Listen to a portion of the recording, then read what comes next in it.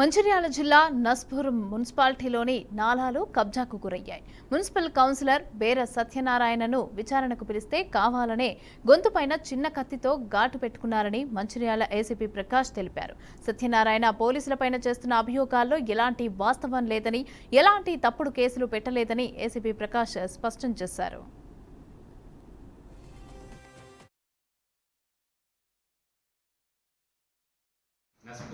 Naspur municipal commissioner గారు సతీష్ గారు ఫిర్యాదు చేయడం జరిగింది.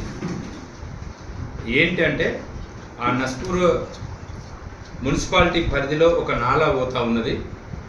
ఆ నాలా దాదాపు చాలా వెడల్పు ఉండే, అది పూడ్చుకుంటూ మొత్తం బూడ్ చేసినారు. మొత్తం బూడ్ చేస్తే ఆ డ్రైనేజ్ వాటర్ అనేది బయటకు వెళ్ళిపోతూ ఉన్నాయని ఆ కాలనీ వాసులు అతనికి పోయి మున్సిపల్ కమిషనర్ గారికి పోయి కంప్లైంట్ చేస్తే దాని మీద ఎంక్వైరీకి పోవడం జరిగింది.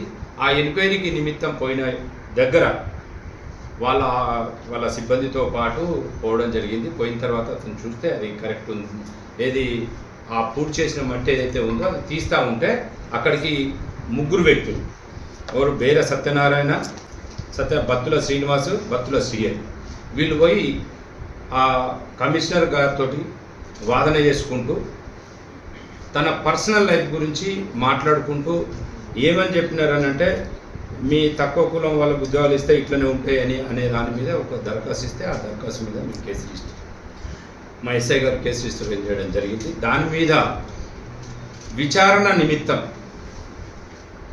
మేము అతన్ని పిలిపించడానికి ప్రయత్నం చేస్తే ఇయ్యలటి వాడికి కూడా అంటే నిన్నటి వరకు రాకపోతే మా కానిస్టేబుల్ని పోయి పిలిపించడం జరిగింది. ఇవాళ నా ఆఫీస్కి వచ్చి